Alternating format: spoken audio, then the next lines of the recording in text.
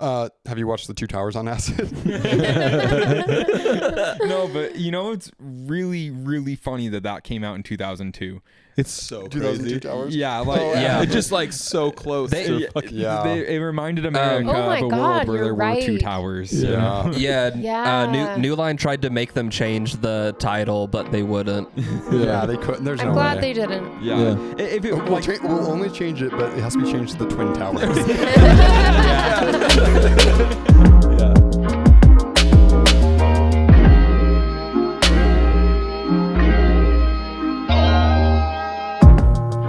Hola, Fuck.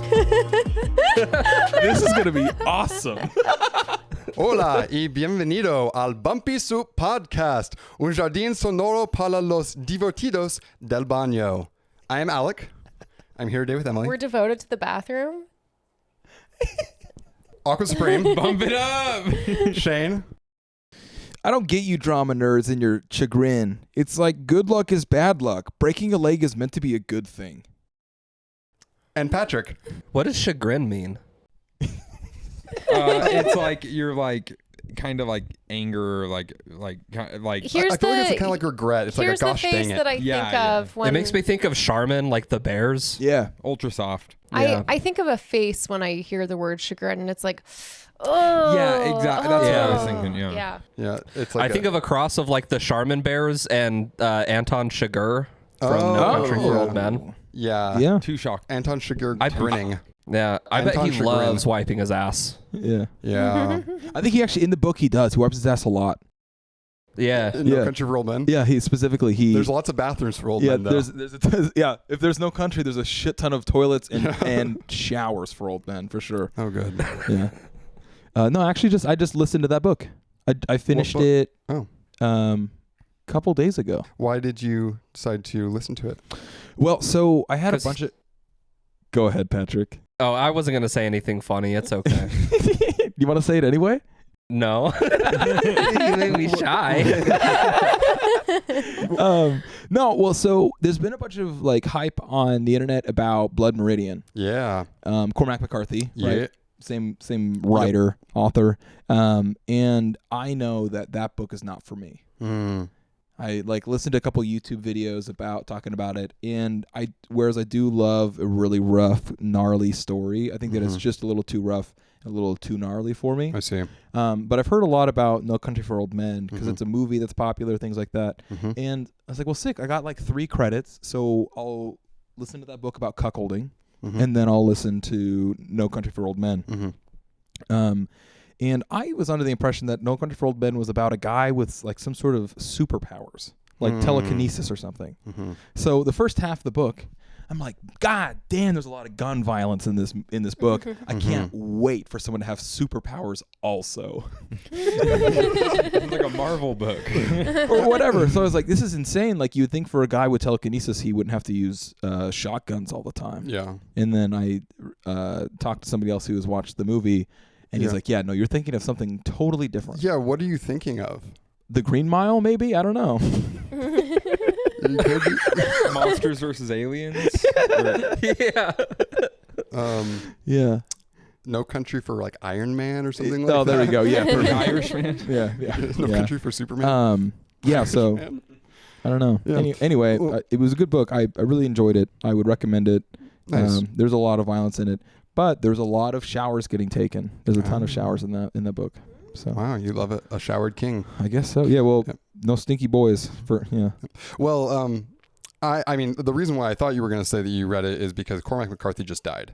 So that was the other thing too, is that I think that a lot of the internet buzz has been because of that as well. Yeah. And so, it wasn't in remembrance of him. It was just like, oh yeah, people are talking about this. I've wanted to do it anyway. Let's do it. Okay. And maybe so subconsciously it could have been because of that, but it wasn't like outwardly because like, oh, rest in peace. Right. Yeah. Well, I actually bought a copy of Blood Meridian. Right. I saw it on your table the last time I was here. Yeah. Because of that, I've wanted to read it forever because that name is so badass. Yeah. It's so sick. And I wanted to read it, and I started reading it, but I haven't gotten through it yet. I did read The Road by him, and that's a sad story. Yeah. Very sad. This seems to be his whole fucking thing. Yeah. Well, speaking he's very bleak. Yeah, huh. He is. He's a He's a guy that talks about Dope West. Are you going to move on from books? So speaking of No Country for Old Men, I have a question that I like to ask people, Yeah. which is, what is your third favorite movie? Oh, nice. And my answer has been has been No Country for Old Men for a long time. But I want to know everyone else's answer. Third favorite movie. The first Matrix. Oh, why? I've watched it the most amount of times, Okay. and it brings me close to my dad.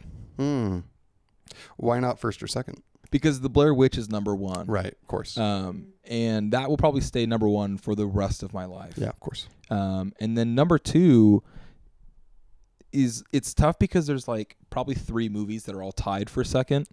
Right? So I guess technically speaking, third place would be like 5th place. If you're looking at rodeo rules, but The rodeo rules of if you're going by pro rodeo, technically third place would actually be 5th place. It's a badass movie, but it is really unlike anything else that like has really captivated me as a person who can form his own opinions about things. First Matrix fucking rules, dude. Yeah, no, absolutely. But I do think that I watched it too early to be able to like form opinions about it in a way that like, you know, it's just like it's a 6 or 7-year-old kid doesn't really get cinema in the way that like watching Midsommar as a 20-something-year-old or watching. Yeah, but you can get that like kung fu fights are fucking badass. Oh, yeah, right? absolutely, for sure. Okay, yeah, but I mean, you look at like the And undertones of like what the Matrix is about. The leather, and like backflips off of like motorcycles or whatever. Guns. Yeah. But I think that you look at like, you know, the subtext of that and kind of like the symbolism and things. It's just like you're not going to pick up on as a boy. Yeah, you're not going to see the like the trans commentary, the allegory, right? Exactly. I see. see. Yeah. Well, that makes you a real dumb 8-year-old, gotta say, dude. Yeah. Well, I read The Giver when I was 8. Okay. But I watched The Matrix eight-year-olds. when I was 6. Yeah. Other third favorites? I've been saying this for a while, and I don't know if I need to re-rank anything. But Sound of Music. Nice. Oh. Good. Yeah. Nazi Defiance. It was one of the few Sunday approved films in my household growing up, so I watched it a lot. Have you seen the TV show You're the Worst? No. So there's this one scene in it where it's this dad and mom, and they have their little daughter go and watch Sound of Music, and they go off and do something. And then anyways, when they come back, their daughter's like, who are the Nazis? And they're like, oh my God, I forgot the Sound of Music had Nazis in it. Yeah, that's good. Yeah. That's a good bit. Patrick, what's your third favorite? Fantastic Mr. Fox. That's a good choice. Yeah. And you actually got that for me for my birthday. I did. Criterion Collection. Yeah, you did. Yep. Have you watched it with I watched that the first time I ever watched it. I watched it twice. Wow. I started it again immediately after I finished it. It was definitely the first Wes Anderson movie I saw. So I was really into like the style of it all and everything. And I also really loved Roald Dahl growing up. So that was just fucking awesome to see one of his movies with like Wes Anderson style on it. Yeah. Yeah, great movie all around. Nice. Good choice. Yeah, that movie fucking rocks. It's really, really good. I actually learned today that there's like a scene in that where like there's a bomb that goes off. Yeah. And what was happening is that they were filming this in like Spain, or I don't know, they're filming it somewhere, and they found a World War II bomb like in a canal right by the studio, and so they evacuated the studio and to detonate it, and then they recorded that sound when they detonated it, and they put it in the movie. That's so sick. Yeah. Nice. That's cool. Yeah. I would say probably Two Towers. Nice. Oh, nice. Yeah. That's a good third. Hell Yeah. But just because I really have like 2 favorite movies, which is like 2001: A Space Odyssey, Reservoir Dogs, and then there's Nice. like a bunch of other movies, but like that one's the one that I definitely have watched the most out of those. Yeah. Yeah. That's I good. want to see 2001: A Space Odyssey again. Oh yeah, That's a good one. Do you guys have a copy of it? No. it's on Amazon Prime. Is it? I've got a Blu-ray copy if you want to borrow it. Ooh. Very Yeah. cool. Nice. Yeah. The first time I ever watched that me and my friend Connor, well, you guys know Connor, we were doing acid. Our friend Connor. Yeah. We were doing acid, and we were just like, oh, let's watch this movie. And so like we watched it, and like the first half, right, was crazy. Fuck. Then we get to the intermission. We're like, okay, let's go smoke. So we go out in the backyard and we smoke, and like the sunrise is coming up at this point. And so as we're and like it was crazy, just like visuals started happening. I had my eyes closed, and like all the shit I just saw in there. Then you go back in for the second half of the movie, and it's like, oh my god, yeah, awesome. The scene, one of the coolest scenes ever is when it moves through the like when you're going through the time thing? and it's like all the different colors and stuff. Oh. That shot, I've seen like the clips from above of that shot where it's like a bunch of like plaster put there and it's just run down the center. The behind the scenes of that is fucking nuts. It's so crazy. And it's like, it's so cool that movie making used to be like that. Like, and that whole movie Making? too, right? Yeah. Like taking stuff and spinning it around and making your eye go, what the fuck? That's what a movie is. That's what that whole movie is. You're you know? making a movie. Yeah. Patrick, what were you going to say? Didn't you guys start to watch Reservoir Dogs that time when you were doing acid? And then it gets to like the scene where he's torturing the cop and you guys are both like, I can't watch this right now. Fuck this. Oh, yeah. Yeah. That shit's fucking heavy right there specifically. It's such a good movie, and it's so intense that he was like, this is kind of uncomfortable. And then it got to that point where we just like looked at each other. It's like, it's over. Even like the ear, I think, would be like, I think I could still handle that. But the moment of like, oh, someone's about to be set on fire, like, I don't think I could handle that. That's so intense. Yeah. Have you watched The Two Towers on acid? No, but you know, it's really, really funny that came out in 2002. It's so 2002 crazy. Towers? Yeah, like It's just like so close. it reminded America Oh my of a God, world where there you're were two right. towers. Yeah. New Line tried to make them change the title, but they wouldn't. Yeah, they couldn't. There's I'm no glad way. they didn't. Yeah. If it, We'll only change it, but it has to be changed to the Twin Towers. Yeah, that's the compromise. Yeah. Okay, fine. It's going to be called Ground Zero. We're going to call it Al Qaeda On Demand. Yeah. The Laden Legacy. talking about movies, I had some movies that I watched this week I wanted to talk about. So we watched, have you guys seen Chinatown? Yeah, dude. Jack Nicholson? That's the fucking... Man, it's a weird movie, and like at the end of it, it's like, oh man, Roman Polanski's a bad guy. Like he let like one of the main plot points. So it's about Jack Nicholson, and he's like a detective, and one of the main plot points is that this suspect has a sister daughter who her dad raped her and she had a daughter, and at the end of the movie she gets killed and her sister daughter gets taken by the dad and he never gets in trouble, and it's like, what just I don't know. Anyways, Roman Polanski's a bad guy, but it's a weird movie. That movie is one of those, it's the movie that when people talk about screenplays, they hold that screenplay up as like the golden screenplay. This is the best screenplay. People talk about that all the time in like storybooks and stuff like that. I've heard that. I don't know if I agree with that, but because somehow the movie's about fucking like water conservancy district rights and stuff. It's crazy, but it's still an entertaining one.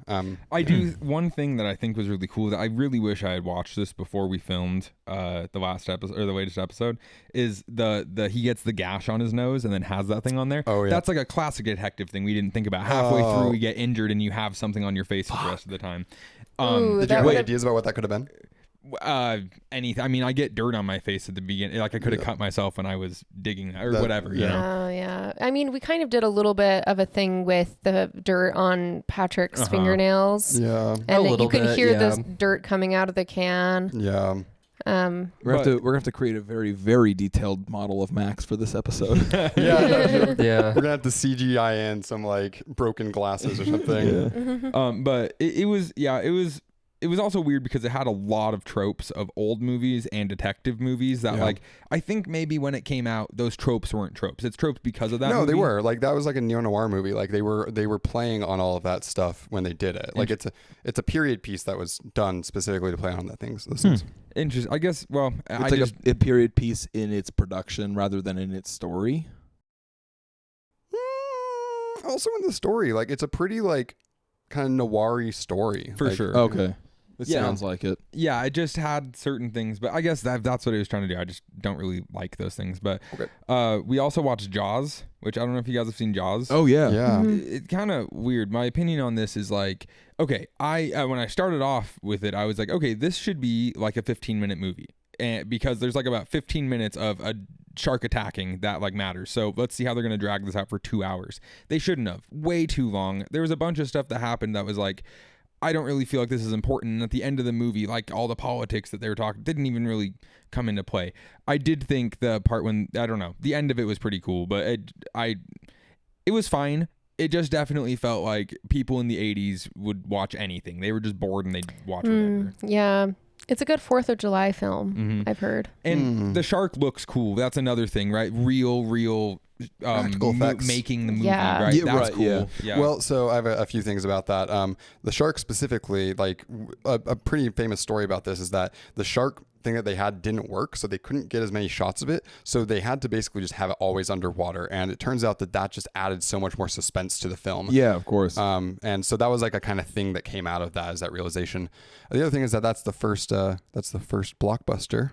Jaws is, and then also that's where the Jaws shots comes from, which is just that classic fucking moving the camera in while you're zooming out, and it like creates that weird effect. Actually, There's no way that was been used before. Yeah, But it's called the Jaws shot when people do, because of that specific one where it goes on his face. huh? But it was used by like. Is that? I've always just heard dolly zoom. I've never heard the Jaws shot, but I mean that makes sense. I don't know. I've heard that. Maybe I'm. Maybe I just made it up. Maybe on the director's side it makes sense, and then on the cinematography side it'd make more sense to have the technical term versus like the slang. That's term the for it. vertigo shot, actually, But because it makes me sick to see it. Dolly zoom is like the Latin term for. It sounds like a fucking Bollywood Dolly Parton.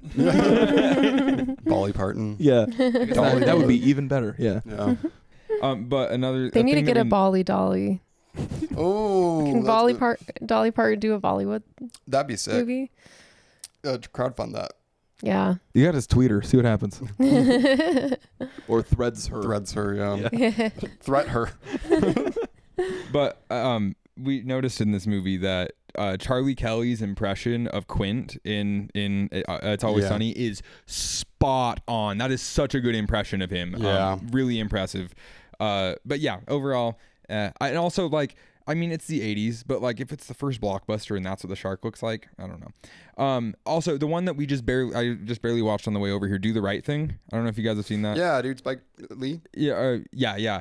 You know, something pretty weird about Spike Lee or Spike Jones? I don't know. No, Spike Jones is her Someone and everything. yeah. Spike Lee is. Yeah. So yeah, anyways, this movie is pretty interesting because I kept on getting like two different vibes from it. The first one was like, this is like Wes Anderson, but like in the hood. Like it's like it had a lot of those like similar like shots, but it was always the background was like brick walls and it like but like it had like these contrasting things. The other thing though is it was like super campy in a lot of ways, almost because of that. Those two things almost for some reason like lined up in that like the way that, I don't know, I never really thought of Wes Anderson as very campy, but I guess if you just turned up the saturation on that so we had brighter colors, it might kind of feel like that in the way that the characters act and stuff. Because that's kind of what this movie made me feel like. It's pretty weird in that it's kind of a lot of different vignettes that kind of connect together in a way. But yeah, I'm not really sure. I started to like it more at the end, more than I did at the beginning, but I did appreciate the cinematography for sure. Interesting. I'm sure Spike Lee would love to be known as Wes Anderson in the Hood. Yeah. That's like a band name. Yeah. Yeah. Have you guys Hood Wes Anderson, Black James Franco. Right. Yeah. Have you guys seen any other Spike Lee movies? Yeah. What else has he done? He did Malcolm X. He did Black Klansman. I saw what's his first one? It's like she's all that, or she's the woman, or something like that. It's in black and white. I can't remember what it's called. She's the man.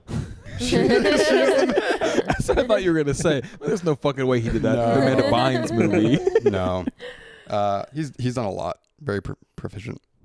Yeah, I haven't seen anything else. I don't know if this is just the style he went with for this movie or if like this is what he does, but it was interesting to watch for sure. It was just kind of funky. Yeah, it's pretty punchy. Is it the other Spike that did Sorry to Bother You? No, that is Boots Riley. Boots. Oh, I thought that was one of the Spikes. No, Boots Riley, who was in The Coup. Actually, Sorry to Bother You is a banger of a movie. Sorry to bother you. Yeah, it is. He just had a new series come out called I'm a Virgo. Did we watch I'm a Virgo? We haven't watched it yet, Okay. no. But it looks really interesting and cool. He's a hard communist. If you specifically, I've seen it. okay, yeah. The other Spike is Spike Jonze. He did Adaptation. He did Being John Malkovich. He did Her. He did Where the Wild Things Are. He did a bunch of skate videos. Wait, I thought Charlie Kaufman did Being John Malkovich. He wrote it. Charlie Kaufman wrote it. Oh, he didn't direct though? No, I think that Spike Jonze was. Oh, okay. Yeah. Anyways, Spike Jonze. you got something, Shane? The first time I ever watched 2001: Space Odyssey was when I went through a period of just buying really, really old movies that were like kind of scary movies. Okay. And I would fast forward through them until I was able to see titties. So Right. I watched all of 2001: A Space Odyssey at 2 times speed, waiting for some nudity to show up, and then it never did.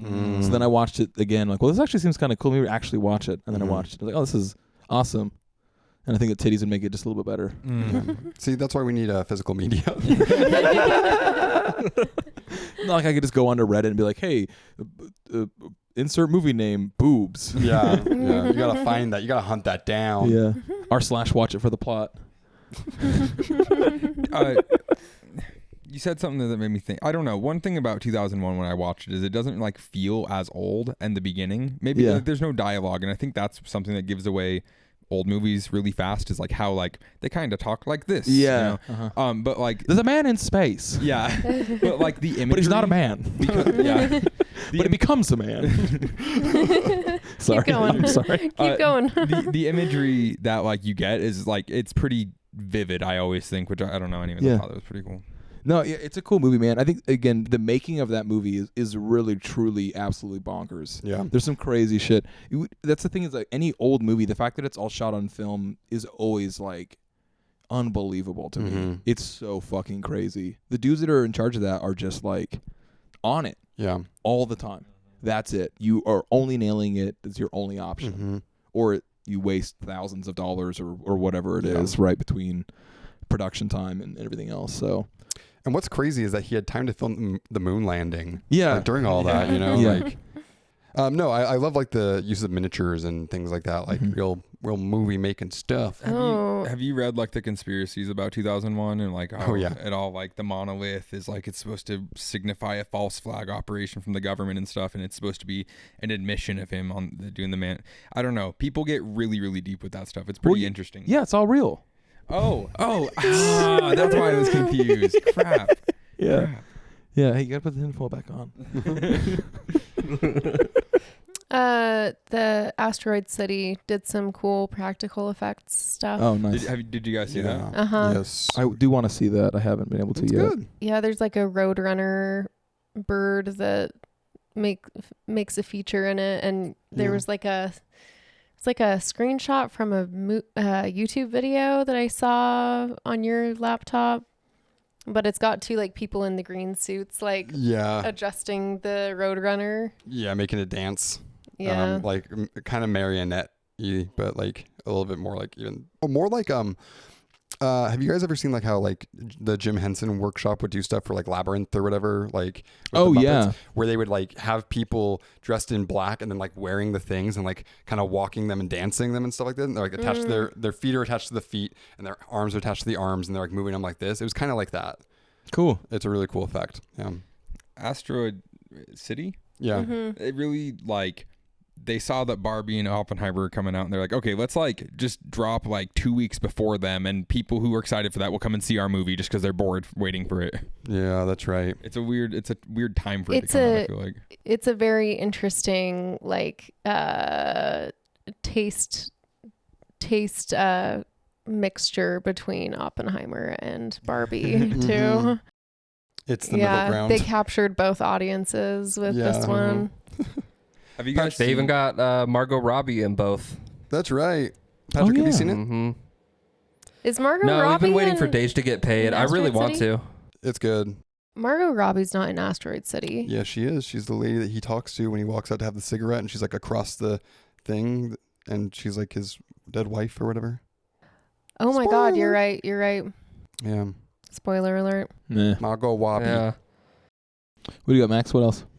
On my list. Oh, I was gonna ask you, Shane. Yeah. Do you have any opinions about any of the Screams, Texas Chainsaw Massacre, or Black Christmas? Have you seen those? Do you So have opinions? I am not into slashers. Okay. Yeah. So no would be the easy answer. Yeah, all of those. I don't really have an opinion. No, I do think that. I have opinions about Scream. You finish first, though. Cool. Yeah, I'll make it super quick. I do think that there is a lot of importance in all of those. I don't know what Black Christmas is, but It was the one that originated. The calls coming from within the house. oh yeah, classic. Yes. Mm-hmm. So Krampus. I think I saw Scream. I was really really young when I watched that too, probably like 6 or 7. And I remember getting fucking freaked out by the person hanging in the tree. And that like just turned me off enough because it was so obviously horror and gnarly that it was like, this is I like at that moment made the distinction that like I like being afraid of like paranormal and like demons, witches, aliens, shit like that, when it's real things of like, oh, this guy's just murdering people. Right. I was like, it's not really for me. Yeah. But I do think there's a lot of importance with Scream and with Texas Chainsaw Massacre and stuff like that. I think that like it really was huge for the popularization and like kind of commercialization of horror films for sure. So you've only seen the first one? Yeah. Okay. Yeah. Patrick, what are your opinions? Scream is incredible. Scream is easily my favorite horror movie series ever. Cool. The first one and the odd numbered ones are always the good ones. There's a weird thing. I don't know. Like they don't trade directors or writers or anything. But 1, 3, and 5 are really good. 2, 4, I haven't seen 6, but 2 and 4 are bullshit. Huh. But 1 and 3 are like fucking amazing. They're 2 like actual really really good movies. Like not just for the genre or anything like that. Like they are really good movies. I have a question. Should you skip over 2, or do you need to see 2 in order to like fully appreciate 3? You should watch 2 to see 3 because it's like the first 3 are like a trilogy. Well. You don't need to watch 4 to watch 5 though. Okay. So yeah, I mean, I don't know, watch all of them to have your own opinion because people disagree. It's split down the evens or odds though. There's a lot of people, I'm on the odds are good. There's a lot of people that are on the evens side. So I don't know, watch both to see which side you fall on, but odds is where it's at. 3, I think might actually even be better than 1 just because like the meta commentary on 3 is super good. They're like on a movie set making a movie, and the killer of the movie is like he's like following the script and like killing the actors in order, and then he like rewrites the script and sends it to them. That's kind of fun. There's sounds a lot of good familiar. like really meta horror stuff in it. That's like what the series is super good about. It's like a satire of the genre while also being the best in its genre non-ironically. Like being like the innovator of it as well. Interesting. Yeah. I like that's that cool. there are people Right, who yeah. are like evens people and odds people. So Yeah. the evens people Right. are at odds with you. It's true. And the odds people were trying to get even. Yeah.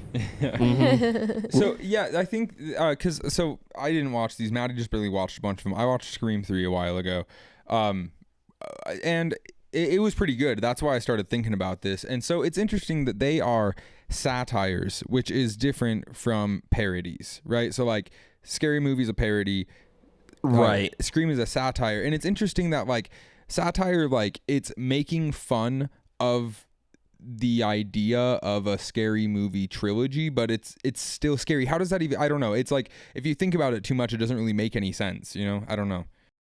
Right. Well, I think that's the thing that makes it really good and special is because it doesn't seem like it could work really, but they make it work really well.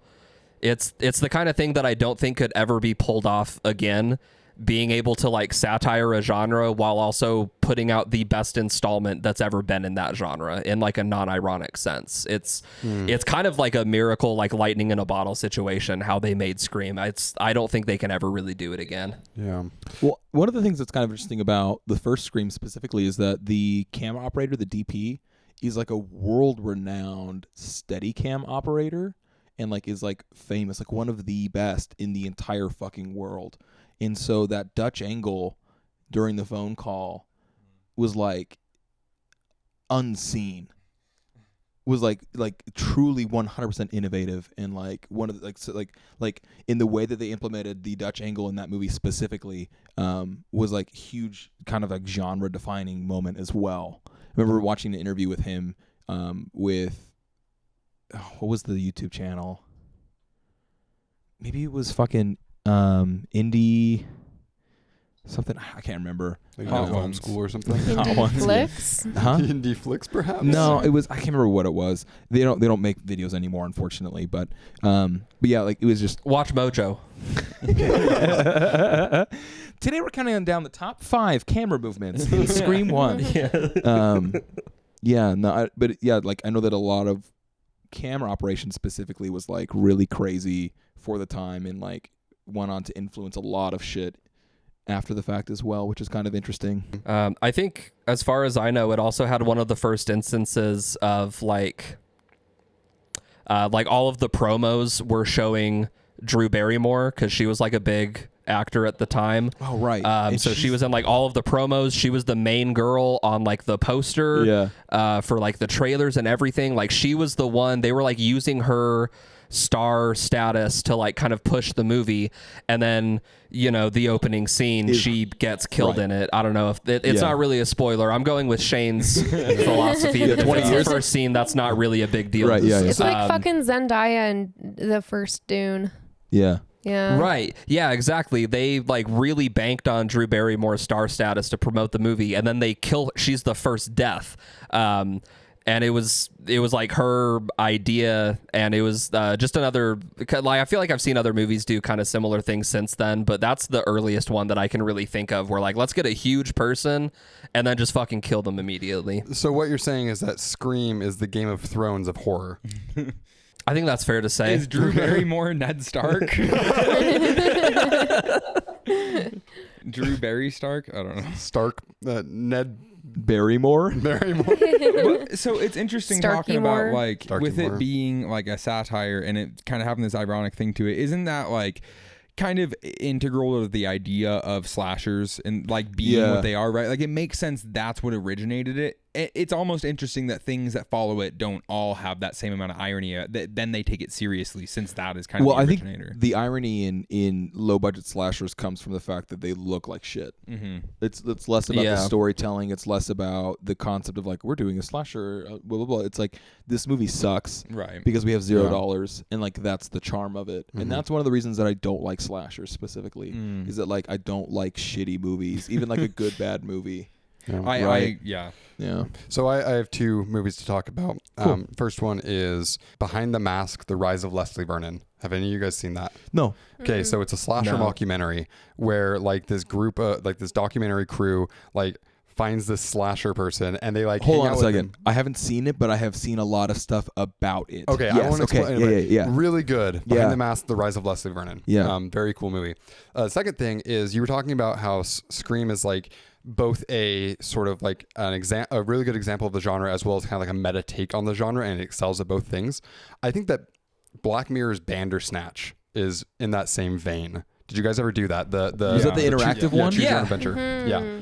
I think that does the same thing, which is that it is meta and self-aware, and I think it could only be right. Like that kind of has a shelf life in terms of like what you can kind of do, unless you're going to be very small. If you're going to explore the fact that you're choosing things and then also looping back and like playing it again and getting confused on that, like that's built into the experience of watching it. And I think that they used that and then also made a commentary on it in a way that like you can't really do very much more after that. Like that was the best use of it they possibly could do, and I think they did it really well. Yeah. not necessarily like genre defining, and like a lot of other things do the same thing after it, but like BioShock's kind of that same way. And The that game? like it like the game itself is a discussion about the Games. Games. Yeah, that's a very good point. Yeah. That's a very good game.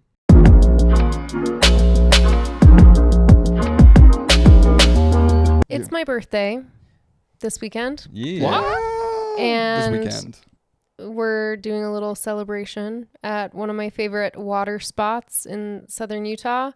And it made me think of one of the more recent times, which was like 2 years ago, that we were out there with Alec and his family and your mom specifically. Yep.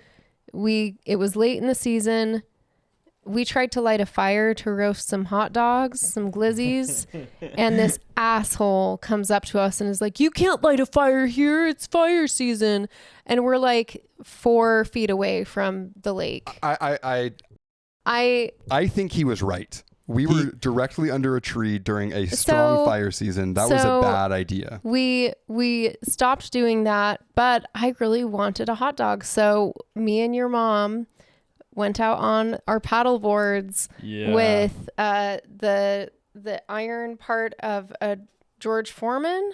We didn't have the adapter to plug the George Foreman into any of our cars, but we got the metal part of the George Foreman, some sticks, and we roasted a hot dog on the paddleboard in the middle of the lake, where like if that mean guy had a problem with it, we would just laugh at him and paddle further away. Top 10 my mom moments for sure. I think there's a video of it somewhere. Yeah. There is. A true innovator, a Renaissance woman. We'll need to we'll need to hit up Maggie for it. Yeah, your mom was very supportive and went out there with me. Yeah. I would like to say, as somebody who lives in that area, you are in a 100% fire restricted area all year long, every year, forever. And I don't know that we'll ever be able to have open fires there. I don't know that we'll ever have fireworks there. I don't think anything like that will ever happen ever again, probably for the rest of our lives. Yeah. Because we are in a high fire hazard forever unless it's actively raining. Yeah. So, It's true. you know, is that guy mean? Yes. Is that guy right? Probably also Yes. Yeah. Both can be true. However, a fire in the middle of the lake, that doesn't hurt anyone. No. Everyone's happy there. The board was fine too. We protected it. I want to go talk to the city council and be like, hey, can you put a provision about like the fire restrictions to allow Open paddle fire boards? open fires on bodies of water. What's your paddleboard fire policy? Everyone gets one fire on their birthday. You can set one fire. Well, I got some ideas about this one. Yeah, the birthday fire permit, of course. Birthday fire permit. Yeah.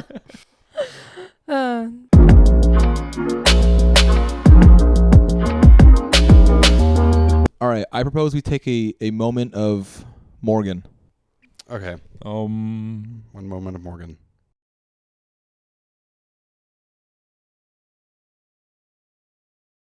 Well, hey there, folks. Wait. Oh, Hey, Hey, Morgan. Morgan moment. That's nice. It's, Well, hey it's there, Quan folks. the Swan. So what's up, guys? How's the pod going? Good. It's pretty Going good. good. It's going. I Yeah. missed y'all working so hard upstairs. Yeah. Well, how's it going up there? It's going. So well, first off, let me just say, like, I am so happy with all of the process so far of this album that we're making. Every single time has been a discovery and a like reassurance that like, hey, we're doing the right thing here. You know, I've been working on Slonk. We've all been working on Slonk for a while now. But I think the last pod I was also working on Slonk. I was working on the drums. This time, my main focus has been on time adjusting some certain things. We have this space in this song, right? We literally call it the space section. We have a ton of guitars, just literally, just all these crazy random sounds, slides, like this bass is just building.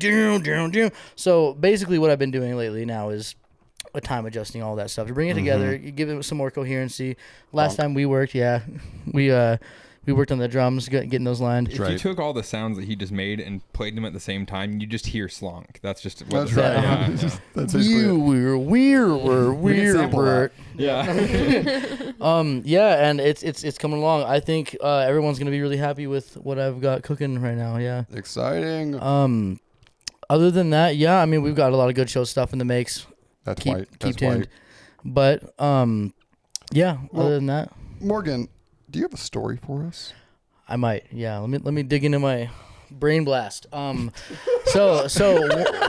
one time, 2016, I think it was Morgan Neutron. Oh, by the way, Morgan Neutron. Big fit. Bald boy summer. Yeah, Bald Boy Summer. So 2016, me and my girlfriend Jess were traveling. We were on this big road trip. We were in Virginia, New York, and Connecticut. And we decided to go up to Canada, right? We had our passports. We're like, fuck it, let's go. So we go up into Canada, Montreal, which, by the way, is an awesome city. It's like so chill, so cool. I'm so sorry. Shane just pulled out his fucking mustache comb. Sick. Sorry, go ahead. Montreal moment. It's been missing. I just found it. It's a great find. So we're in the city. We have 2 weeks to kill until this music festival. We went there because this festival is happening. The headliners: Radiohead, Chili Peppers, and Lana Del Rey. Awesome. Nice. Best festival concert experience of my life. We had 2 weeks to kill, so we were like, fuck it, let's camp. Let's find a place to camp. So we're heading up north, 3 hours north of Montreal City, right? And like at a certain point, it was crazy. We reached this point where all of the road signs are in French. None of the people who run the stores speak English. This is all French Canadian. Like, I didn't even know this existed until we went there, right? So I'm tripping out. Luckily, Jess knows a little bit of amount of French, enough to get us by. Okay. So we're going up. We're driving up this mountain road to like camp near this wilderness reservation, this lake, right? Mm-hmm. It's called Mastigouche Wilderness Res. Okay. Mastagooch. And it's dark. We're getting there Mastigouche. late because you know how shit goes. Yeah. And we're driving up this dirt road and like going up this mountain, and in the darkness I see this like animal on the road. I'm like, whoa, stop, what is it? And it's this little kitty cat, like this tiny little like kitty cat, like a little baby kitty cat, a little white one. And I'm like, yo, that's like, what? It's a cat. It's just looking right at us. So I stopped and was like, what is a cat doing like way the fuck out here in the middle of the wilderness, right? So I get out of the car and I'm like, hey little kitty, what's up? And as I'm walking towards this cat, it runs off, like boom, darts across the road. And as it gets to the other side, I notice that like that's not the only pair of eyes staring back at me. There are like 6 other cats like on the side of the road, all standing there staring back at me, like what the hell? And I'm like, what the hell? And so I take a step towards them. I was like, what the hell? These cats. And so I take a step towards these fuckers, and they all dart out. They all dart down. Boom, they all go away. And I was like, wait, why are there just a bunch of cats right here, like in the middle of fucking nowhere? So I'm like, well, where did they go? I take a step, and I'm walking towards the place where they jumped away, you know, where I couldn't see them anymore. And when I noticed, which is wild, okay, like I did not know cats could do this. There is this line of holes going across the shoulder of the road, the bank of the like dirt where the road cuts off. And I look in there. I'm walking down. There's a bunch of holes. I look into one of them. There's a cat. I go in and I look into another one. There's a cat. Right. And when I look into the second one, the cat like boom darts off back deeper into the hole. And I shine my light, and it's like, dude. I spent like 2 hours like checking out this whole like thing. It was like this underground city of cats. Like they have these holes, this all lining the road, just this, and everywhere I went, right, mind you, I was on this side of the road. Okay, there's like 6, 7 cats over here. I cross the road, and as I get to the bushes again, there's more, double the cats. There are I probably saw 100 of these kittens just moseying along, doing their thing, being like, "What the hell are you doing Their here?" underground tunnel society. Yeah, and the catacombs. Right, the catacombs, exactly, dude. I didn't know about this, right? And so we continue our venture, our journey, whatever. It was amazing. We saw Radiohead, Chili Peppers, Lana, Hiatus Coyote, Mac Miller was there, Cypress Hill, just all Death Cab opened for Lana. It was awesome. Ooh. But Nice. anyways, fun fact about these cats, right? This is apparently like a phenomenon there. Like the French settlers who came over and made what is French Canadian, for Canada, French Canada, right? that quarter. Apparently there's like lore about all these cats, right? They came over on the ships, and according to this lore, all of these cats are it's like the forest fairies, right? It's the French fae that like followed the travelers on their boats over to this other country, right? And Crazy. I just thought that was really cool. That's pretty sick. Very sick. Lana Del Rey backwards is your led anal. Nice. Sweet. Lana Del Rey, if you translate it, Lana means love, Del means of the, and Ray, so it's love of the Ray, or everybody loves Raymond. Nice. Classic. Avril Lavigne means April Lavigne. Avril Lavigne's Raymond. Well, Morgan, thank you for sharing with us. Yes, sir. Thanks for working us into your busy schedule. Thanks for coming I'm down hard from your at editing work quarters. upstairs, yep. Yeah, get back to your slunk cave. I'm always in my slump cave. Yeah. And that has been a Morgan moment.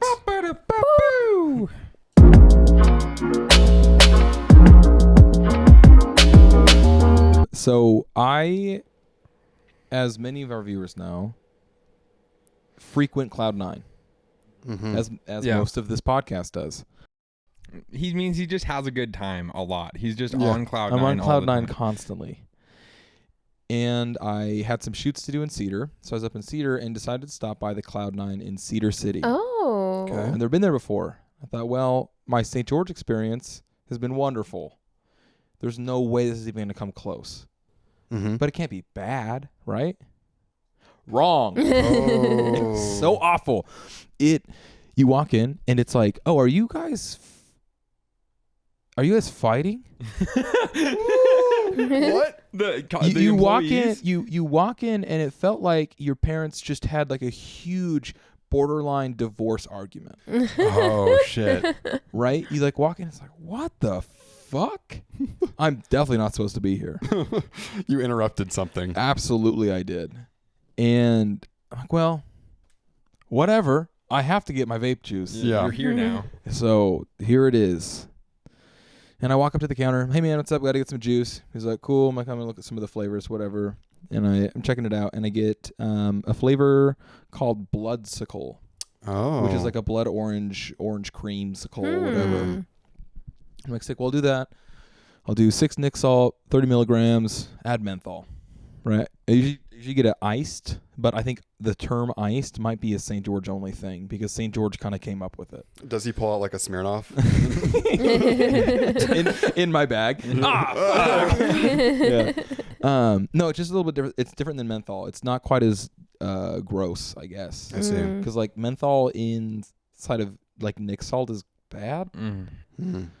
Anyway, so the whole experience is weird. Give them my punch cards. I get a free juice. I said, well, I'm going to save it for later. I'm definitely not fucking get that shit here. It's got bad juju. Yeah. So I get in my car, fill up my juice, or my pod, whatever, and I'm hitting it. I'm like, it does taste like an orange, like blood orange kind of, but it also tastes like Blood. the smell of sweaty balls. Okay. Just getting water vapored all over you. Yeah, I love that. Yeah, So I haven't finished the bottle yet, but I'm really close. And so what I'm going to do is get it again from the St. George location. Okay. Right? Because I know they're not going to do me dirty. I know no one's putting their balls in it. And my hope is that it tastes like blood orange and a little bit like the smell of sweaty balls. Okay. Yeah.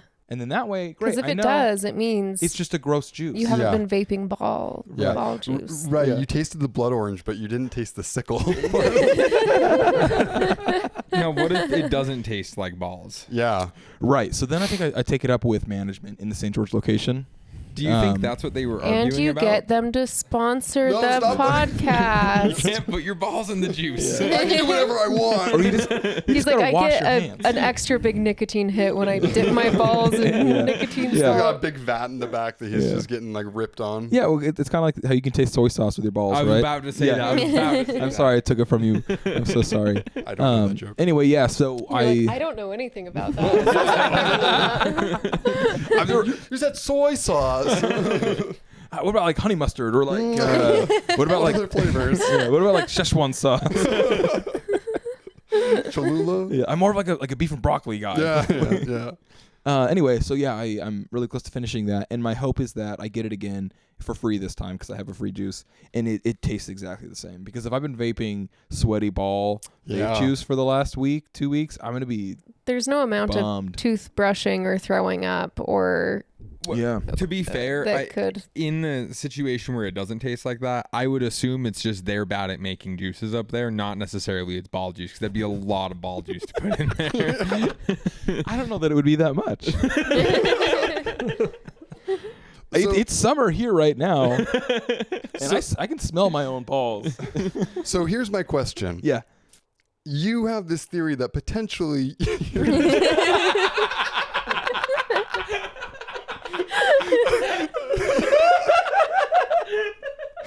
Yeah, go ahead. Say it. you have this theory. Oh, sorry, hypothesis that you're potentially vaping sweaty ball juice. Yeah. And you have and you do it for 2 weeks. He's almost done with it. And you have a free juice thing. Yeah, and I'm gonna waste it on that juice again. Yeah. Now, what are the chances that you can't go back?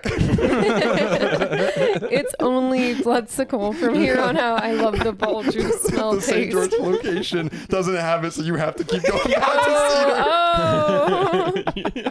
Hey, you got any of that bloodsicle? That'd be awesome. Yeah, it's like their own secret, like Just make secret sure it doesn't menu. taste the same as it did before. Yeah. Yeah. Can I get the bloodsicle minus the blood? just the sickle. that I want to sickle juice. suckle on that Yeah. sickle. Suckle on that sickle. That's great. Yeah. So we're real close. Wow. Probably tomorrow. I'll run out. And then I'll hopefully the week after I'll have an update for you guys. Nice. Okay.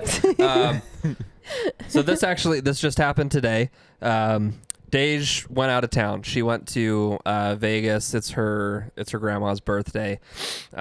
She flew down there, so I dropped her off at the airport. And then she told me all about this story. If this was in the newspaper, the headline would be "Man Gets Arrested for Stinking." Holy shit. Yeah. She's in the terminal, and there's this guy, kind of a big guy, and he's kind of oozing some odor. And when they're boarding, she's walking behind him, and between her and this guy is a third guy. And this third guy and Dej are just like, what is that smell? Why does this smell so bad? And then they notice that this dude in front of them has like these brown smears all over the back of his pants. And he just didn't know. This guy totally shat himself, and he did not know. And he goes and he gets on the plane, and everybody is just complaining about how bad it smells in the plane. God. Oh. And she's like texting me as this is happening. She's like, dude, there's this guy in here that shat himself. It smells so bad. I really hope I don't have to fly with this guy in here the whole time. And I guess enough people complained that the cops came and they straight up arrested this guy because he refused to get off the plane.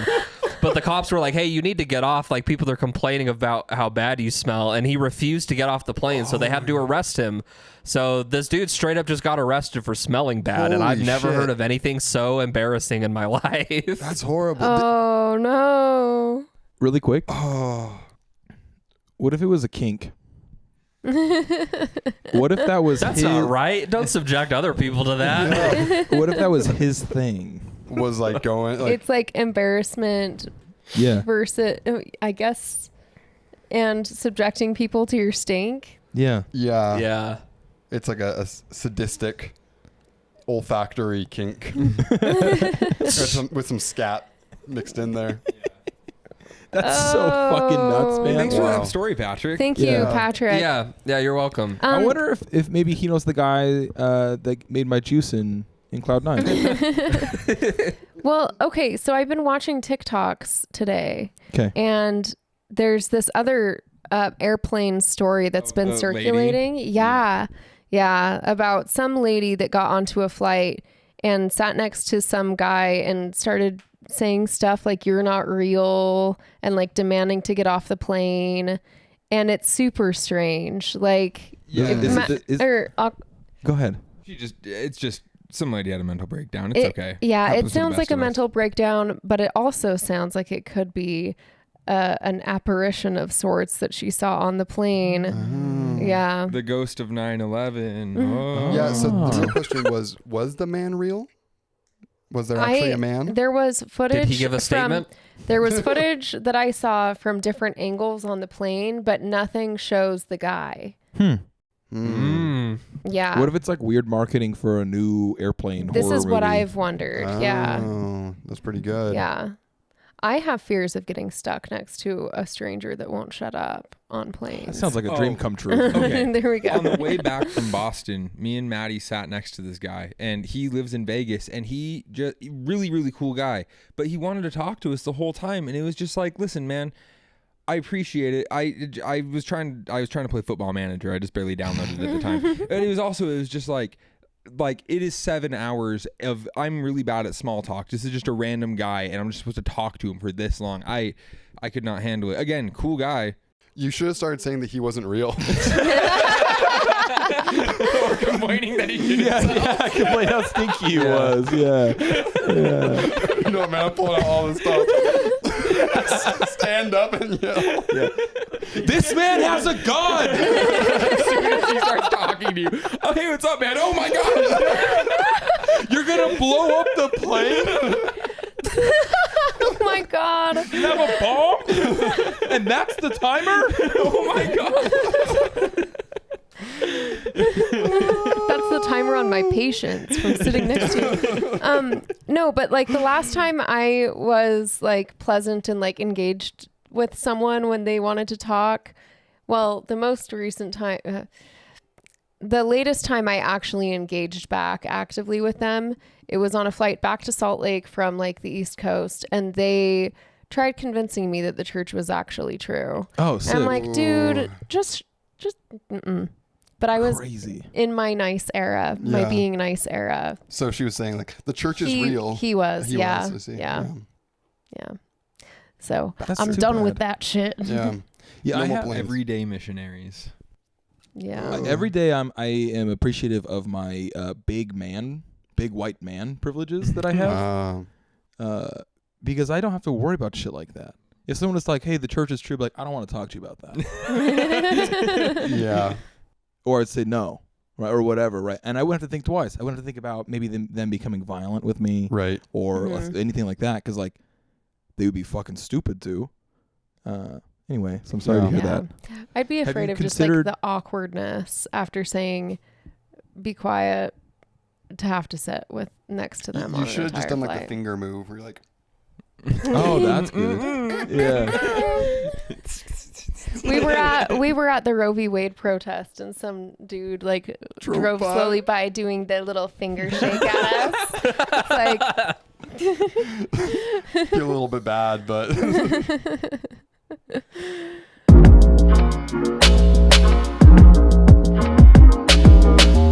Is it time? it is time. what time is it? What's it time for? Supreme 69 seconds of soccer. Come on, give it some gusto. Whoa! Yeah! Supreme 69 seconds of soccer.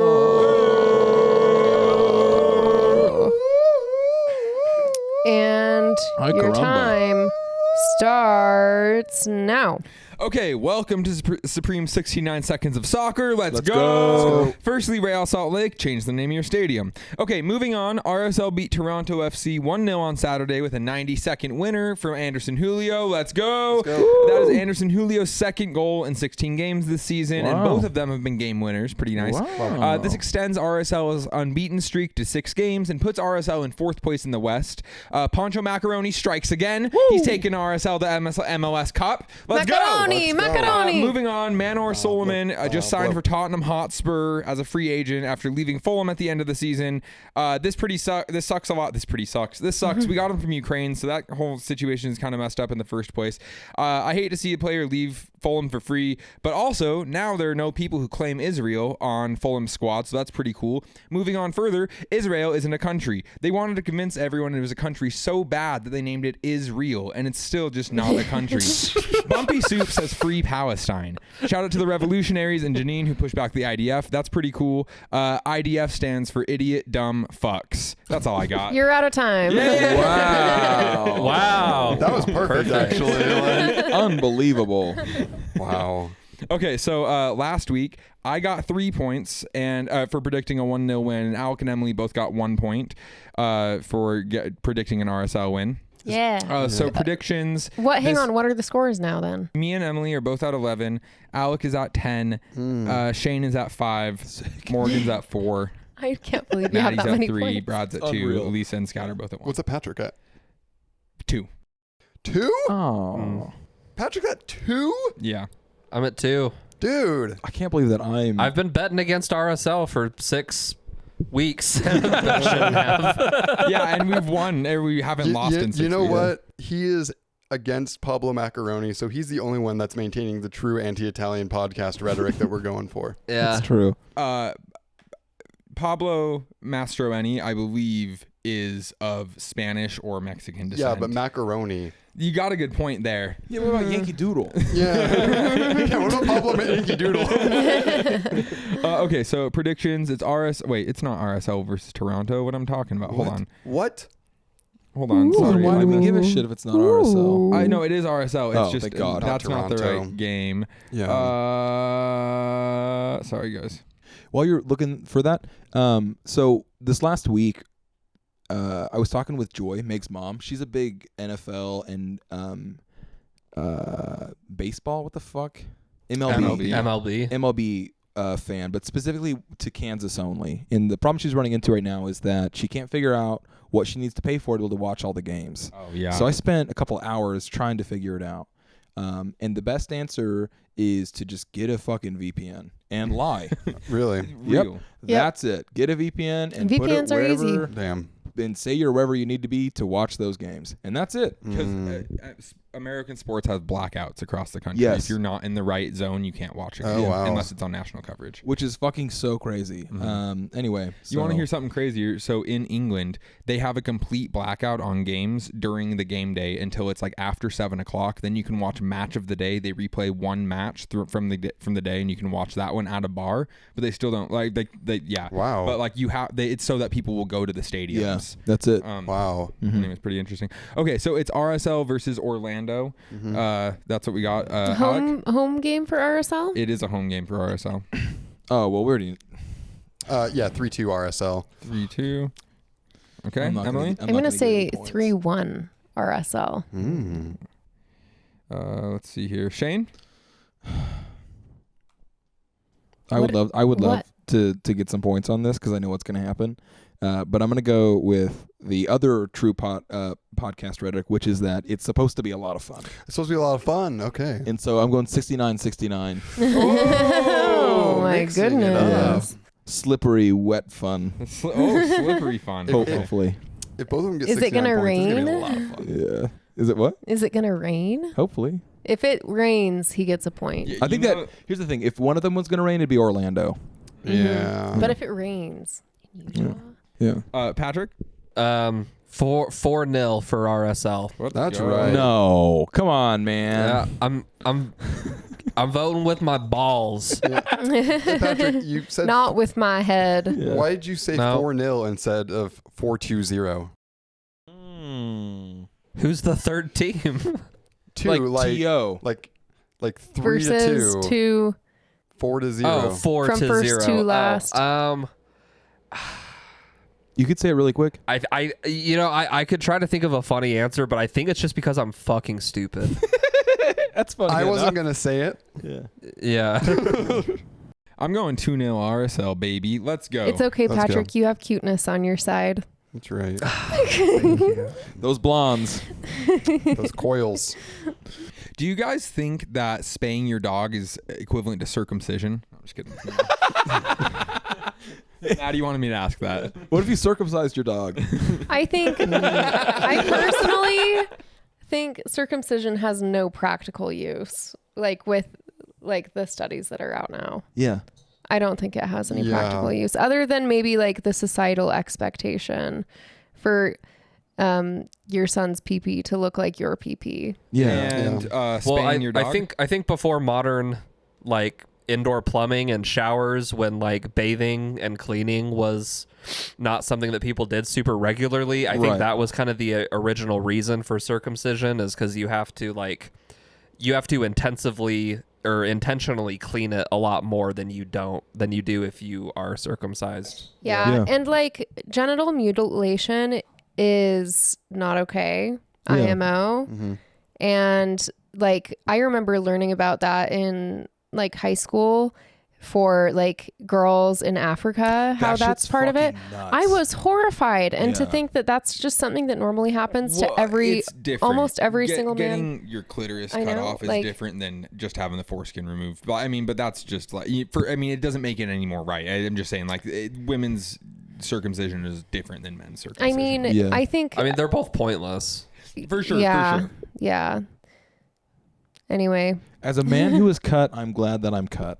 Mm-hmm. Yeah, that's kind of how I feel too, right? Where it's Yeah. like, yeah. I agree. My stance is not against anyone who is or isn't. Yeah. It's I wish I don't wasn't. know. I would. I'm hate, just like, giving an outsider perspective on it. Yeah.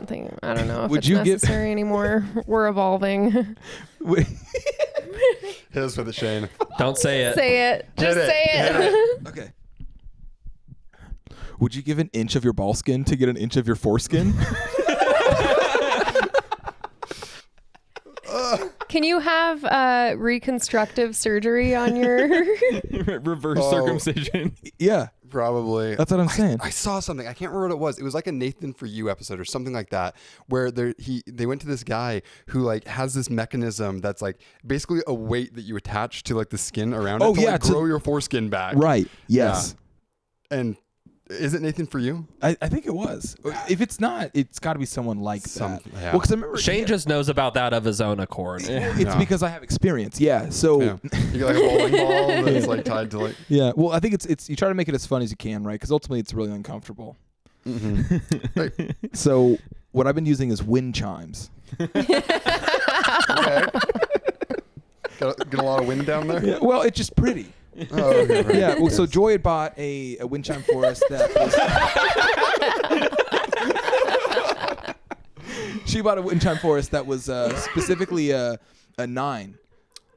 So it has the 1, the 3, the 7, and the 6, and the 9. You're talking about music theory. Yeah. Uh-huh. Which is it's my favorite chord, All right. and so it's a C9 with a major 7. Oh well. Yeah. So or a 6. I think a 7 is implied with a 9, I believe. A C for circumcision. Yes. How big is the wind chime? Because you've got small wind chimes, but then you got some big wind so chimes. it's not so much about the size as it is just purely weight, right? Yeah. And so if it's all made of gold, it could be tiny, right? If it's made of tungsten, it could be tiny, I think.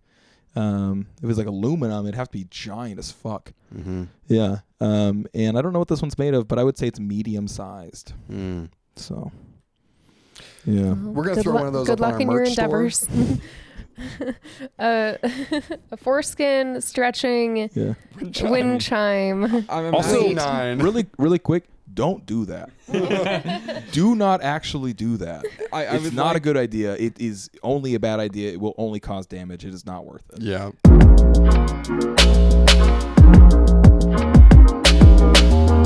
All right. Well, we're gonna get into the watch of the week. this week's watch of the week was Rick and Morty season 4, episode 6, Never Ricking Morty. And That's I right. believe this was suggested by Aqua. So do you want to talk about it a little bit? Yeah, so I am a Dan Harmon stan. He is like for sure Stan Harmon. Stan Harmon. Like my favorite like television creator. I don't really know what to call him, but like, and this is probably my favorite thing that he's ever put out. So the whole idea of the episode is essentially they're on a train, and the train is a plot device. So it's essentially like a map of how to get through the episode. And so each different train track is like a different thing that can happen in the story that they're going to do. So they're messing around. And so it's super, super meta. And like, it's interesting. You don't like catch on until like halfway through what's happening. And then it kind of recontextualizes things as you're watching it. Anyways, yeah, it's definitely my favorite episode. So it follows Dan Harmon's story circle, which is his basically hero's journey, but for like breaking episodes of television. And he even pull out like a circle at one point and kind of point to it and like reference these things along the way. Yeah, and like so it's a literal story thing. So they literally like say like one part is like the continuity seal or whatever, where they say like in order to get out, they're outside of the train. In order to get back into the train, they have to break the continuity seal. Which like theoretically, if you're outside of something, you have to break. And so you have to make up a story that's not related to you at all. So they have, anyways, yeah. I think it's just really, really clever how the one creating a story and like referencing itself the whole time. I also think though it's like kind of the highest concept you can get. It's like really impressive to write something like this, especially as a comedy show, you know? Yeah. It's like the scream of Rick and Morty. Yeah. Yeah. Yeah. Ever screaming Morty. I don't know. Yeah. I really liked wow, this guy is like 90% cum gutter. Yeah, cum gutter is a good one. Yep. Yep. Yeah. Or when he does a backflip. Yeah, that was fucking so badass. That was so fucking good. Yeah, I don't know if any of you guys have anything more to say about the episode as a whole, not just bits. Yeah. So I mean, I think that it felt like, I mean, I'm really impressed with the fact that they did it and they like, put that together. It felt a little bit, not messy is the right word, but it feels like it was like it didn't do it as much, maybe even as I wanted it to. It felt a little bit too like kind of hanging on to the story stuff, and maybe I just don't get it, which is very likely. But I really liked what they did anyways about referencing it and constantly kind of pulling it forward and having like what story lore and that sort of stuff. And then also, at the very, very end, the credit sequence where they like are doing the commercial for the thing, which is in a real way a reference back to the end of Community, right? Mm-hmm. So, yeah, and I think that is, I mean, so I'm a huge Community fan, and all of Community is really, really meta, but it never, because it's not animated, and because it's on NBC and it's not on Adult Swim, and because like there's Dan Harmon could do whatever he wanted with this, and I think that he just reached levels that he didn't really reach at other times because he's been doing that type of stuff. Shane,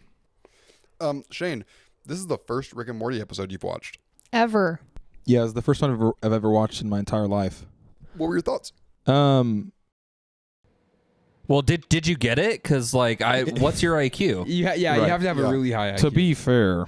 Yeah. No, man, I thought it was good. It was funny. I don't really like animation stuff anyway.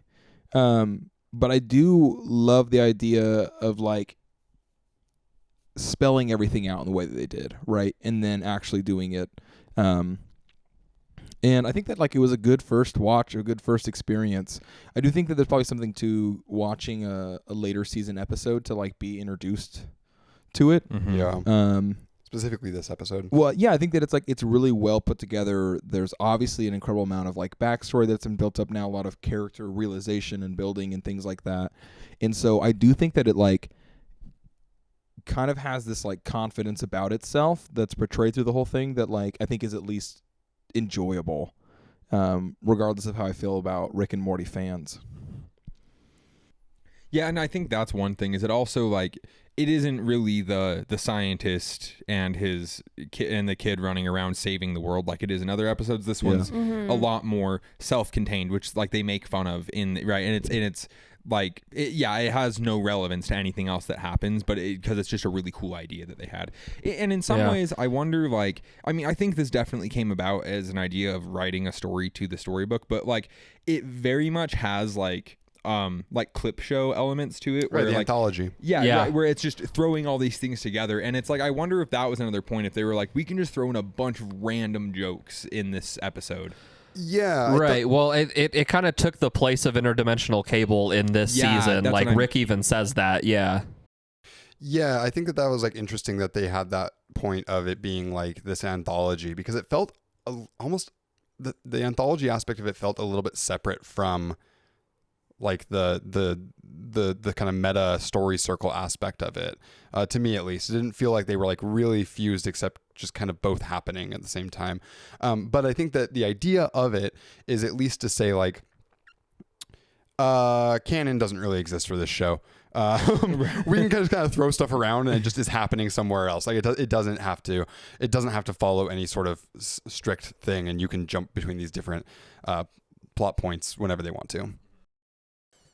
I think my favorite, like one of my favorite parts of it is the grandpa getting out of the VR machine. Oh yeah. And then becoming the blood spinning grandpa god guy. Yeah. And then the Veggie Tales making an appearance. Yeah. Thanks, Mr. Celery. Yeah. The spinning head is really funny to me, because like in watching it again, like that happens before you're kind of really sure of what's happening. Like, and so you're kind of sitting there like, what the fuck are they even talking about right now? And then you understand, and then it's like, okay, this makes sense kind of, because continuity, whatever, but like, yeah, like I wonder if the writers actually have some sort of internal logic of like where things take place, because like the idea with that is, what I'm assuming is that they're still inside the train, kind of, right? Like kind of. Well, he's outside of the train. So he's outside of the train, but he gets put into the train, right? Like does he exist actually somewhere, or is it just kind of like this stupid idea that keeps breaking apart? Because both of those are valid things. I'm just curious as to what it is. Mm-hmm. I mean, yeah, I don't know. I'm also always confused, because when he gets pushed out, it's like, wait, is he going back to real life? The whole thing happens in a train, so it's all just made up in the first place. Like these aren't like, I don't know. Well, I mean, so I would take it as when Rick and Morty are also pushed out of the train and they're into like other story timelines and things like that. Right. Yeah. Right. Like it's like outside of the train, in the train system. Oh, like in the other trains, because it's like they're all there.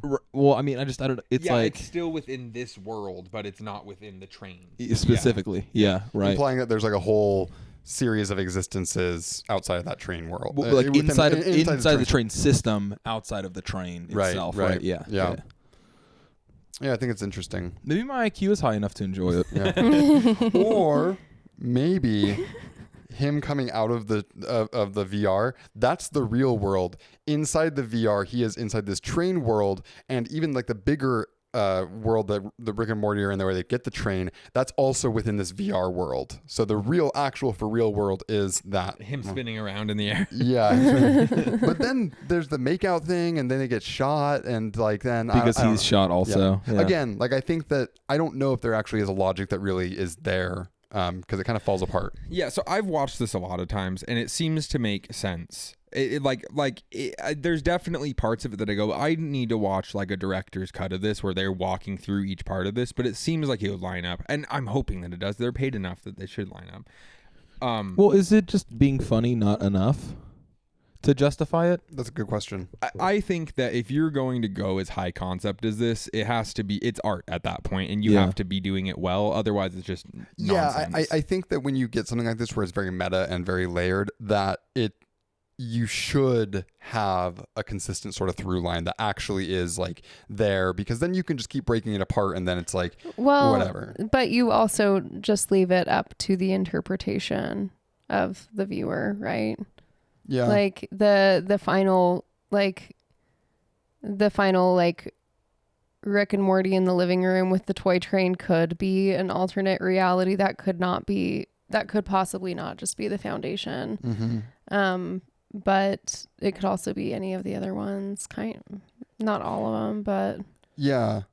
And I think that, even if you are going to like break it apart and like kind of leave it up to the interpretation, that needs to be an intentional choice that you're making, right? Right. Not one that you're just kind of like, we couldn't figure it out, so whatever, this is fine. Like they'll just figure it out, and like that's funny. But like actually, like kind of intentionally being like, we're going to make it ambiguous on purpose. Yeah, I think that if we went through this with the map, you know what I mean, and I think that it would line up. I'm pretty sure, because I mean, again, that's Diane Harmon. Go ahead and jump down in the comments. Let us know. Yeah. Should we go over bits? Does anyone have any bits? Let's go over bits. So the first one firstly, I want to point out we did a train episode here and for Adventure Time. Right. Yes. Yeah. That's true. Yeah. Yeah. a very Animated similar trains. concept. Yeah, cons Circular like different, infinite trains. Yeah. The first one I wrote down was when Rick is talking to Morty. He goes, "You're 14. You watch videos of people reacting to watching YouTube videos." Yeah. That That's was really good. Does anyone else have one? Should I just go through my list? Keep going. Yeah. Another one is, why is lesbian part of her job title? Yeah. Yeah. The whole Bechdel test thing is good. Yeah. It's funny. Also, I'm that Supreme Court lady. It's RGB. Yeah. Right. Ruth Gator Binsberg. Cum gutter. Yeah, I also have 90% cum gutter written down. Yeah, dude. Yeah. And then also, do we have to fight him? I don't want to. That's how I be feeling in Tears of the Kingdom sometimes. Yeah. And then we were literally saved by Jesus Christ. How is that offensive in any way? Yeah. Honestly, the whole Jesus thing is a great bit. Such a funny bit, like such a funny way to end that story for sure. Yeah. Yeah. And that's one thing about like, I think like even coming up with the line of logic for stoner noir was kind of like, it's difficult to do. Imagine doing that on the scale that like almost every Rick and Morty interdimensional travel, you have to figure out the logic and how it all works. Like it's impressive. If there is one. Right, yeah. Yeah. What were you gonna say, Patrick? I think just like the recurring bit of dudes ripping off their shirts and they're just like fucking shredded. Yeah. And then the ultimate one is Jesus. It's Double it's beat. really Oh my good. God. Yeah. Triple beat. Yeah. Yeah. Right. Also, I was questioning if because I always thought that like Mormon prayers were like a specific way and were probably different than other Christianity's how they pray. And it seems like they do a pretty Mormon version of a prayer, something that I kind of noticed, but it's probably just pretty normal. I thought so too. Yeah. He had like, they were both kneeling, but he had his hand up in the air. Yeah, and they put their hands together, which is not really a Mormon thing, but it was like starting with Heavenly Father, Yeah, the and then verbiage. ending with in Jesus' name. Like I don't know if every Christianity does that, but that's just like that's how you do it if you're Mormon. Yeah. They're all pretty similar. I know that Protestants do grace, but I think most of them pray pretty similarly, like next to the bed. Well, so my grandma was raised Catholic, went to a Catholic school, and she always like addressed God as God. So, Right. So like yeah, like, specifically the term Heavenly Father, I have always thought is a was very like Mormon thing. Yeah, for I sure. thought so Yeah. too. Yeah. Yeah. This actually brings out an interesting question, which is that is folding your arms to pray a Mormon thing, or is like Yes. okay, that's really Yes. that is really interesting. Like clasping your hands is kind of like the Standard. Christian standard. Like folding your arms is definitely like a Mormon thing. that's crazy. Yeah, bow our heads. Yeah. Right. Yeah. Yeah. Shout out VeggieTales. The only non-Mormon religious media I was allowed to watch. Yeah. Also, my last one is just Rick's monologue at the end. You consumed. Thank you for consuming. Yes. You You did do- the greatest thing. You bought something. Yeah. Yeah. Yeah. Yeah. You looked straight into the bleeding jaws of capitalism and said, "Yes, Daddy, please." Yeah. Yes. Yeah. Yeah, I think that Dan Harmon is really good at writing monologues at the end of episodes that kind of sum up the whole thing like that. Yeah. I think that's really good though. Yeah, I think so too. This might be kind of a tangent, but Max, have you watched Solar Opposites? No, I haven't. I've been told I should, but I haven't yet. All right. Yeah, it's pretty good. I was kind of skeptical because I've always kind of wondered how much of Rick and Morty is Dan Harmon and how much of it is Justin Roiland. And you can definitely tell when you watch Solar Opposites, but it's still actually like pretty good.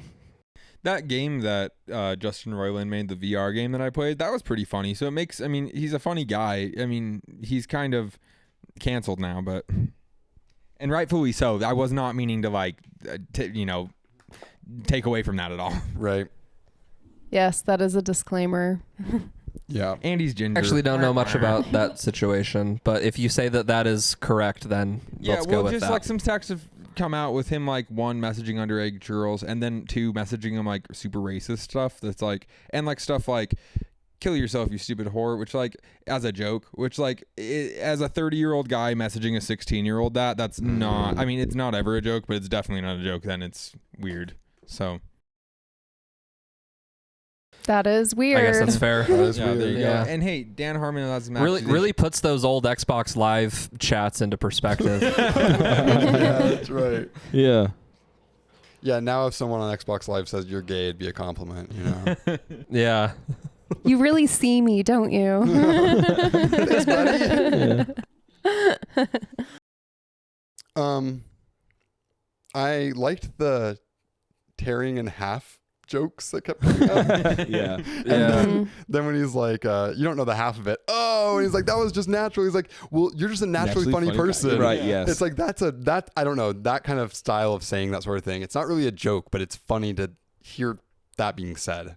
They have moments like that where they're like all of a sudden friends and they're throwing back and forth like, hey, like good Yep. job, man. Yeah. It is funny because like they definitely have this one relationship, but they just allow them to do whatever they want to as it fits in the, you know. Yeah. I will say like definitely the fans of the show kind of ruin it in a lot of ways, and like the Szechuan stuff or whatever.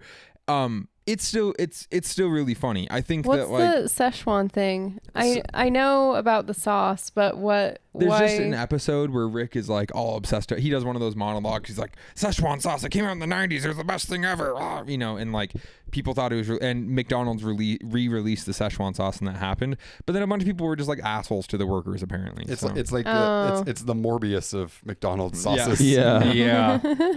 Yeah. Bits, if you don't mind. Yeah. I think we've overlooked a very, very important one, and it's a pretty early on one. And it is when he takes the potion, gets 6 arms, drinks the antidote, and then takes the pill and gets another ass. Yeah. It's the butt Yeah. cheek. Yeah. Yeah, and then farts out of each hole at that point. yeah. Yeah, that's a good Rick and Morty kind of specific joke. I feel like there's a lot of stuff like that, just weird shit Rick invents for no reason other than to make a good joke. The machine he makes to butter bread, and then it's like, what is my purpose? It's like, you butter bread. He's like, He's like, oh my god, what the fuck? this is all I meant for you.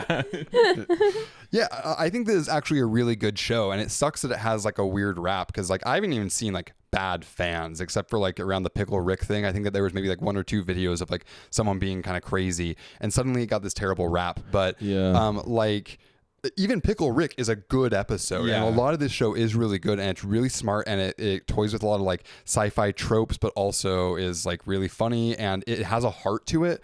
Like when he talks to when Morty talks to Summer about how he like killed another version of himself and had to bury it in the backyard, and he's like, do you want to watch TV? Like it's really like this good. Yeah, there's a lot of really good stuff in it. It does Adventure Time stuff like that where it's like it hits you hard out of nowhere. Sorry, go ahead. I was gonna say, I think it's kind of similar for Max being a big Rick and Morty fan, how it is for me being a Radiohead fan, where like you can't really say that too much because the fan base has just kind of ruined it. Like it is good, but like people like think they're special for liking it when it's like, no, it's just good. Well, and like acting like you have to be smart to get this show at all. It's like, it is not, it's dumb. I mean, like, it's like they're saying things. It's on Adult Swim, dude. Yeah, like they're making, It's just, it features a scientist. That does not mean it's smart at all. You know, like Dan Harmon, right. I think It's smart in the same way that The Big Bang Theory is smart. Yeah. I mean, I have met people who are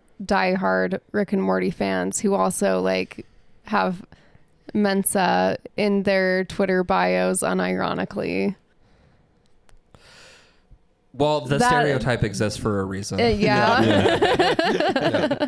And again, like I do think that it's a smart show, and I do think that they talk about certain things that like animation like historically stayed away from. So I think that the reason why that thing is around is not because you have to be smart to watch it, but because it does actually discuss like some smart ideas. I think is cool. And if you're gonna say what is smart humor, it is humor that is meta for the most. Like a lot of that can be contained in smart humor because it is like it's not just you get hit on the head. It's like it's funny because of the trope of this, and it is smart humor. But it's if everyone gets it, then it's not smart humor. It's just funny, you know.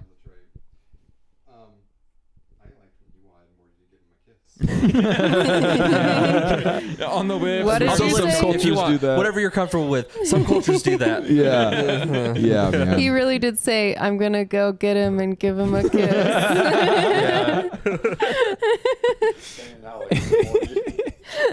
He's just like me for real. Yeah. Well, do you have any more thoughts on Rick and Morty, or do we want to name this podcast? Yeah, I'm ready. To I like the animation style.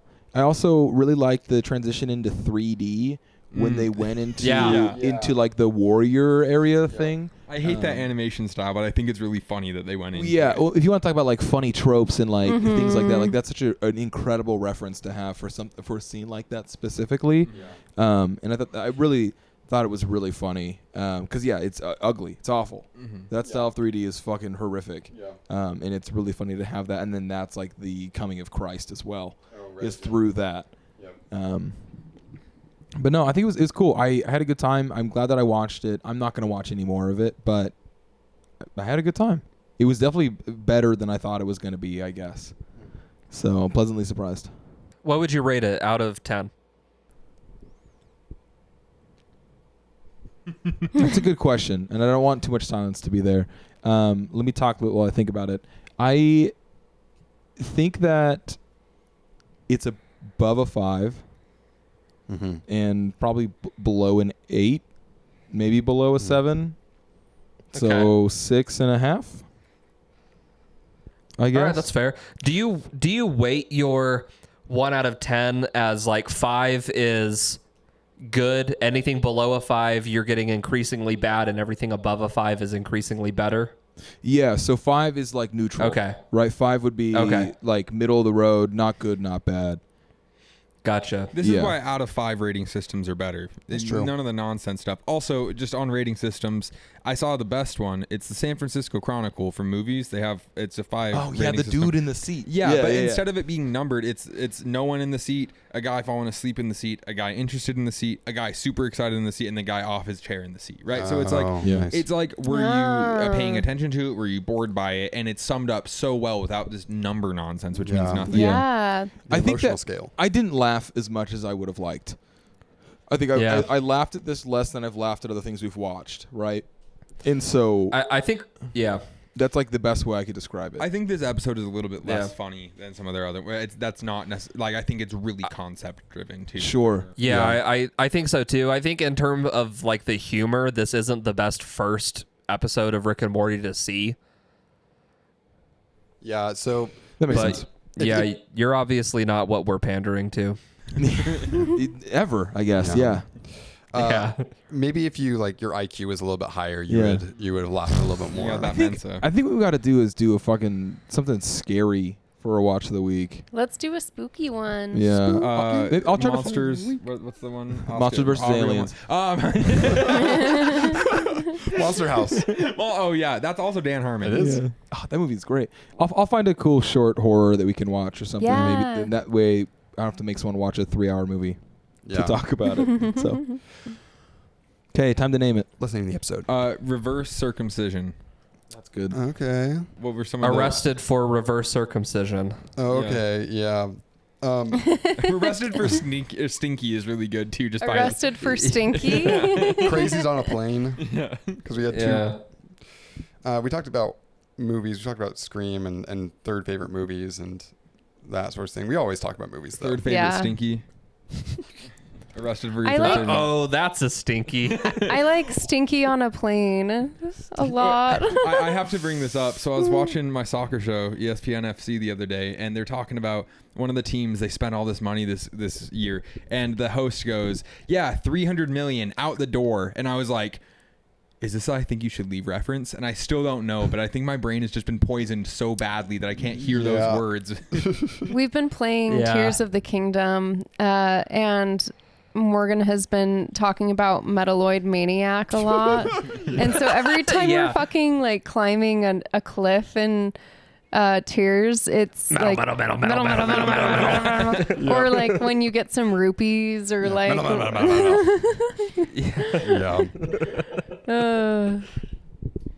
On the wall that he built. Shane's vape story. Was it orange sickle? Vaping ball sack. blood sickle. Blood sickle. Yeah. Vaping ball sack is pretty good for a title. That's a band name. I feel like a Rick sickle or something like that, like Mort sickle. Bump sickle. Yeah. Blood soup. Rick and Bumpy. Borpy.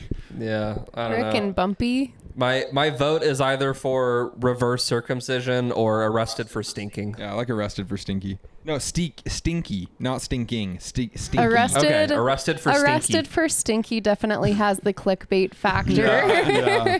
If you are here because you saw Arrested for Stinky, Thanks for watching it we got all the way through. All 1 hour and 30 minutes. it. Welcome. Go ahead and follow us on our social medias. We're Bumpy Soups on Instagram, Bumpy Soup on TikTok, Bumpy Soup on Twitter, Bumpy Soup on Facebook. We're on Insta and IndieFlix. We're on Patreon. Send us in your dreams and Shane will interpret them. Mm-hmm. If you see our stickers around town, take a picture of them, send them in. We'll shout you out. Yeah. And bump it up. Bump it up. Bump it up. Shane, the episode title we came up with is Arrested for Stinky. Oh, yeah, that's wonderful. Absolutely, yeah. Hey, well, thank you for joining us on the Bumpy Soup podcast. Adios. Bye-bye. Yeah. I become stinky. Destroy your toilets.